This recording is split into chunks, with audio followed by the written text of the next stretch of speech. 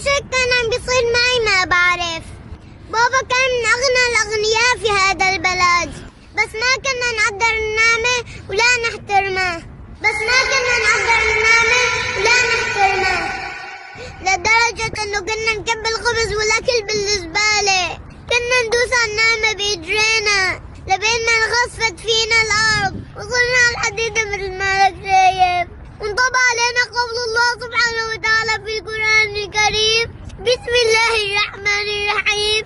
وضرب الله مثلا قرية كانت آمنة مطمئنة يأتيها رزقها رغدا من كل مكان فكفرت بأنعم الله فأذاقها الله لباس الجوع والخوف بما كانوا يصنعون. صدق الله العظيم. وقال رسول الله صلى الله عليه وسلم: والذي نفسي بيده لتسألن عن هذا النعيم يوم القيامة. صدق رسول الله صلى الله عليه وسلم. نصيحتي لك، وأكيد أبوك راضي يوصل لك هالفكرة من خلال هاي الزيارة لعندي، لتحفظ النعمة حتى الله يحفظك أنت وأهلك.